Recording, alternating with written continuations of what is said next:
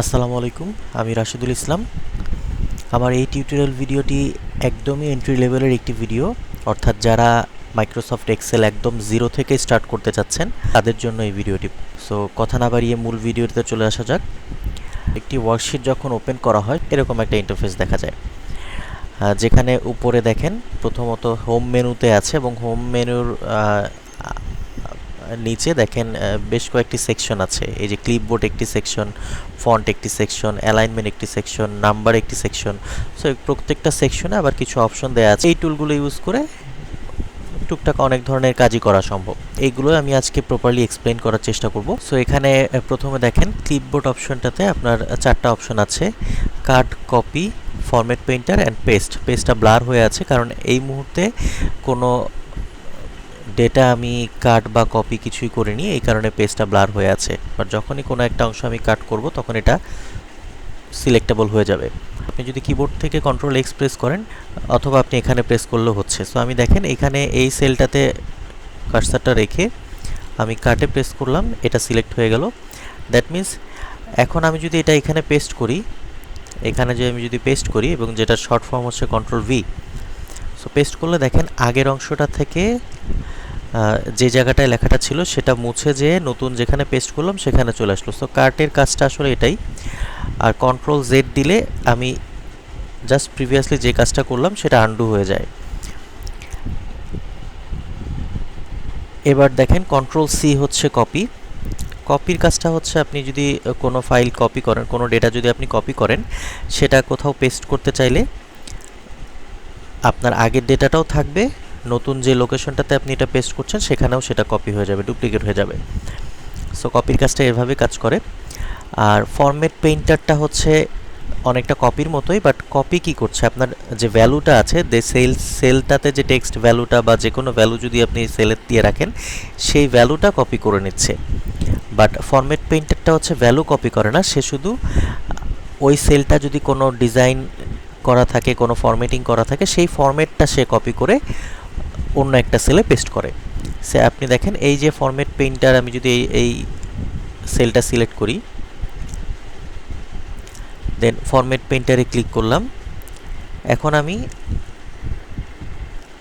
এই সেলটাতে এসে এটা পেস্ট করলে দেখেন আমার এইখানে যে ফরম্যাটটা ছিল ব্যাকগ্রাউন্ড গ্রিন এবং টেক্সট কালারটা হোয়াইট কালারের, সো সেরকম ফরম্যাটটা এখানে পেস্ট হয়ে যাচ্ছে, কিন্তু ভ্যালুটা কিন্তু আসেনি। ফরম্যাট পেইন্টার কথা লেখাটি কিন্তু আসেনি, আগে আমার যে লেখাটি ছিল সেটাই আছে। সো এই ক্লিপবোর্ড সেকশনটা এভাবে কাজ করে। দেন চলে আসেন ফন্ট সেকশনে। ফন্ট সেকশনে আপনার প্রথমে দেখেন দুটো বক্সের মতো ঘর আছে, এখানে কিছু ড্রপ ডাউনে অপশন আছে। এইগুলো হচ্ছে আপনি ফন্টটা কোন কালার, মানে ফন্ট যদি চেঞ্জ করতে চান সেই ফন্ট চেঞ্জের অপশনটা আসছে। দেখেন এই চেঞ্জ দ্য ফন্ট লেখাটি, এটা আমি যখন এই কার্সারটা চেঞ্জ করতে থাকছি সেই লেখাগুলো এই অনুযায়ী ফন্টগুলো চেঞ্জ হয়ে যাচ্ছে। তো আমার পছন্দ মতো আমি ফন্ট চুজ করতে পারবো। আর পাশের সেলটা হচ্ছে, পাশের যে অপশনটা এটা হচ্ছে ফন্ট সাইজটা যদি আমি বাড়ানো বা কমাতে চাই সেটা সম্ভব। যেমন এই যে ফন্ট সাইজটা আমি দেখেন এখানে 14 দেয়া আছে, এখন আমি এটা বাড়ালে এটা বড় হচ্ছে, আবার কমিয়ে ফেললে ফন্ট সাইজটা ছোট হয়ে যাচ্ছে। এবং পাশে এটারই শর্ট ফর্ম প্রত্যেকটা স্টেপ ধরে আপনি এইখানে এক স্টেপ বড় করলেন, আরেক স্টেপ বড় করলেন, এরকম করে করে স্টেপ ওয়াইজ আপনার এটা ছোট বা বড় করতে পারছেন। নিচে দেখেন একটি অপশন আছে বি লেখা, B for bold, I for italic and U for underline. So এই প্রত্যেকটারই আবার বিভিন্ন শর্টকাট কি থাকে। যেমন আপনি বির উপরে কার্সারটা রাখলে দেখেন শর্টকাট কি কিন্তু আপনাকে দেখিয়ে দিচ্ছে। কন্ট্রোল বি মানে হচ্ছে আপনি বোল্ড করবেন।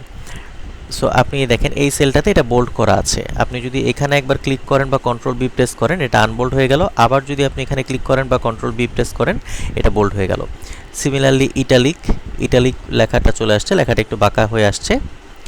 সো এখানেও আপনি আই প্রেস করলে লেখাটা নর্মাল হয়ে গেল, আবার আই প্রেস করলে এটা ইটালিক ফরম্যাটে চলে গেল। দেন এখানে আন্ডারলাইন অপশনটাও এভাবেই কাজ করছে। আপনি যদি এখানে ক্লিক করেন লেখাটার নিচে একটা আন্ডারলাইন হচ্ছে, আবার ক্লিক করলে আন্ডারলাইনটি উঠে যাচ্ছে। এখানে দেখেন একটি ছোট ড্রপডাউন মধ্যে ডাবল আন্ডারলাইন অপশনও আছে, সো আপনি চাইলে ডাবল আন্ডারলাইনও দিতে পারছেন। অংশটি এভাবে কাজ করছে। আর বর্ডার সেকশনটা, এই সেকশনটাকে বলছি বর্ডার। এখানে দেখেন অনেকগুলো অপশন আছে, মানে আপনি প্রত্যেকটা সেল বা আপনার যে রেঞ্জটা সিলেক্ট করবেন সেই রেঞ্জ অনুযায়ী আপনি যদি কোনো বর্ডার দিতে চান সেই অনুযায়ী আপনি বর্ডার দিতে পারবেন। আপনি চাইলে বর্ডার কালার চেঞ্জ করতে পারবেন, বর্ডারের যে লাইনগুলোর স্টাইলগুলো চেঞ্জ করতে পারবেন, এরকম বিভিন্ন অপশন এখানে আছে। যেমন আমি এই অংশটা যদি সিলেক্ট করি, এই অংশটুকু অলরেডি বর্ডার করা ছিল। সো আমি দেখেন এখানে বর্ডারটা আমি এখন উঠিয়ে দিব। এখানে আমি নো বর্ডার প্রেস করলে এখানে আর কোনো বর্ডার থাকবে না, দেখেন বর্ডারটা চলে গিয়েছে। সিমিলারলি আমি এখন যদি এখানে বর্ডারটা দিতে চাই, আবার বর্ডার দিলাম, সে আমি শুধুমাত্র রাইট সাইডে বর্ডারটা দিব। দেখেন এই পুরো রেঞ্জটার মধ্যে কোথাও বর্ডার আসেনি, শুধু রাইট সাইডে বর্ডারটা আসছে। এই অপশনটা ফিল কালার, এটা হচ্ছে আপনার ব্যাকগ্রাউন্ড কালারটা, যেই রেঞ্জটা আপনি সিলেক্ট করবেন ওই রেঞ্জের ব্যাকগ্রাউন্ড কালারটা চেঞ্জ করে দেয়। যেমন এখন এখানে আমি এখান থেকে যদি আমি গ্রিন কালারটা চুজ করি, দেখেন এই রেঞ্জের মধ্যে পুরোটা ব্যাকগ্রাউন্ড কালারটা চেঞ্জ হয়ে গেল। আর এই অংশটা করছে হচ্ছে পরের যে পাশেরটা, এটা হচ্ছে আপনার টেক্সটের কালারটা, টেক্সট যে ভ্যালুটা, মানে যে ভ্যালুটা, এই ভ্যালুর কালারটা চেঞ্জ করে দিচ্ছে। আপনি দেখেন এখানে আমি রেড চুজ করাতে রেড থাকছে, আমি যদি গ্রিন নেই গ্রিন হয়ে যাচ্ছে।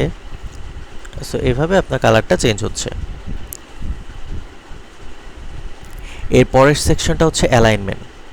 অ্যালাইনমেন্ট সেকশনটি এখানে দেখেন, এই যে সেলটা আমি চুজ করলাম, সিলেক্ট করে রাখলাম, এই সেল দেখেন এই অপশনটাতে যদি ক্লিক করি এটা টপ অ্যালাইনমেন্ট হয়ে যাচ্ছে, লেখাটা উপরের সেকশনে চলে যাচ্ছে। সিমিলারলি এখানে যদি করি লেখাটা মাঝ বরাবর থাকছে, তার পাশেরটা দিলে নিচে চলে আসছে।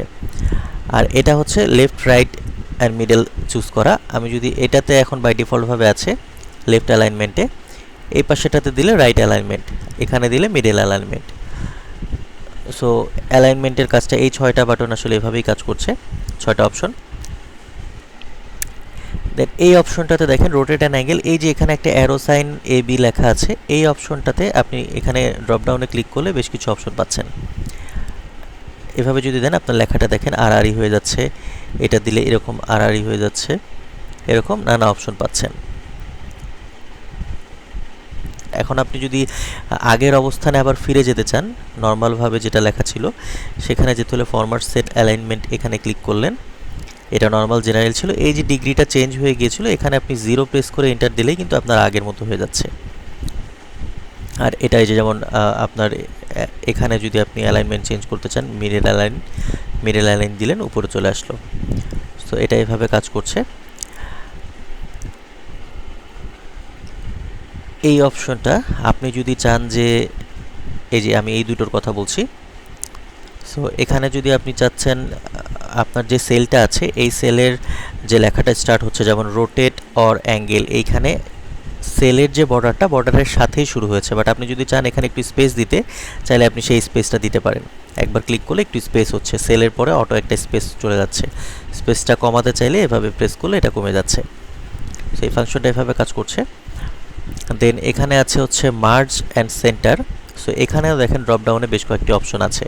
সো আপনি যদি এই যে আমি এই সেলটা চুজ করলাম, আমি যদি এখন 4টা সেল একসাথে চুজ করে মার্জ অ্যান্ড সেন্টারে ক্লিক করি, তাহলে এই 4টা সেল মিলে একটা সেল হয়ে যাচ্ছে এবং এটা সেন্টার অ্যালাইনমেন্টে হয়ে যাচ্ছে। এখানে আপনি যদি এটা চেঞ্জ করে দেন এটা উপরে উঠে আসছে। এইখানে আনমার্জ সেল, মানে আবার আগের অবস্থানে নিতে চাইলে আনমার্জ হয়ে গেল। দেন এই জায়গাটায় মার্জ অ্যাক্রস যদি প্রেস করেন, এখানে ডি আর ই কলাম মার্জ হয়ে যাচ্ছে, বাট রোগুলো অ্যাজ ইট ইজ থাকছে।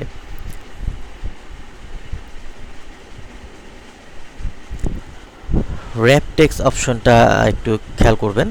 এখানে র্যাপ টেক্সটটা আপনি যদি এখানে মার্জ কথাটা লেখা আছে, এটা আমি মুছে দিয়ে র্যাপ টেক্সট লিখে দিই।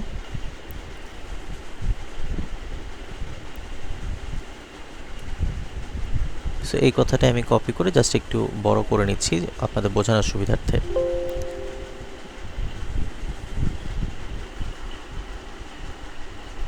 এই সেলটার মধ্যে লেখাটা আছে, বাট এটা কিন্তু পাশের সেলেও চলে যাচ্ছে, সেলটা কভার করছে না। বাট আপনি যদি এখন এখানে র্যাপ টেক্সটে ক্লিক করেন, দেখেন আপনার পুরো লেখাটা সেলের মধ্যে চলে আসবে এবং সেই অনুযায়ী সেলের সাইজটা একটু বড় হয়ে যাচ্ছে। র্যাপ টেক্সটটা এভাবে কাজ করে। দেন নাম্বার সেকশনে আপনি বেশ কিছু অপশন পাচ্ছেন। এখানে আপনার যে সেলের ভ্যালুটা থাকছে এই ভ্যালুটা আসলে কি ফরম্যাটে থাকবে, এটা কি ডেট ফরম্যাটে নাকি নাম্বার ফরম্যাট নাকি কারেন্সি, এগুলো আপনি ডিফাইন করে দিতে পারেন যে ফরম্যাটটা আসলে কোনভাবে থাকছে। সো এটা হচ্ছে নাম্বার ফরম্যাটের কাজ।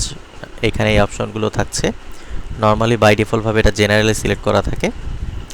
দেন ডলার সাইন হচ্ছে আপনি চাইলে যে কোনো একটা ফলো একটু প্র্যাকটিক্যালি দেখিয়ে দিয়েছে। আমি এখানে লিখলাম 500। এখন আপনি চাচ্ছেন এই 500 আগে ডলার সাইন দিবেন, ডলার সাইন বা যে কোনো সাইন, এখানে অনেক অপশন আছে মনিটারি ভ্যালুর সাইনগুলো। সো আপনি ডলার সাইনে যদি ক্লিক করি, দেখেন এটা ডলার ফরম্যাটে চলে আসলো। কন্ট্রোল জেড দিলাম, আবার আগের মতো চলে আসলো। সো এই 500টাকে আপনি যদি একটু পার্সেন্টেজ হিসেবে দেখাতে চান, সে 0.5, এখানে দেখেন 0.5 লিখে আপনি যদি পার্সেন্টেজে ক্লিক করেন, এটা 50%-এ চলে আসছে। সিমিলারলি আপনি যদি এটা পার্সেন্টেজ ফরম্যাটটাই দেখেন, এখানে পার্সেন্টেজ ফরম্যাট চলে আসছে।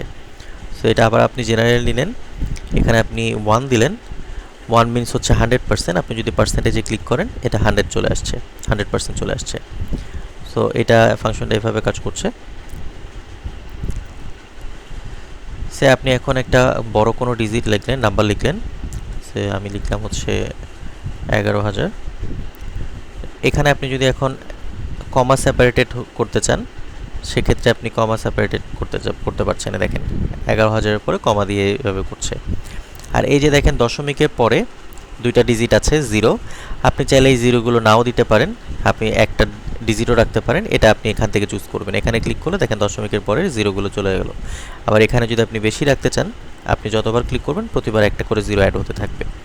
সো নাম্বার ফরম্যাটটি এভাবেই কাজ করে। আমার আজকের ভিডিওটি এই পর্যন্তই শেষ করছি।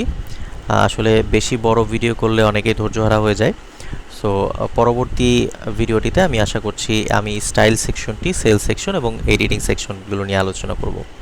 ততদিন পর্যন্ত ধন্যবাদ, আপনারা ভালো থাকবেন।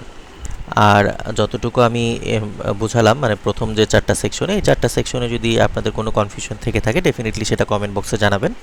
আমি চেষ্টা করব খুব দ্রুত আপনাদের ওই কনফিউশনগুলো ক্লিয়ার করার জন্য। ধন্যবাদ, ভালো থাকুন।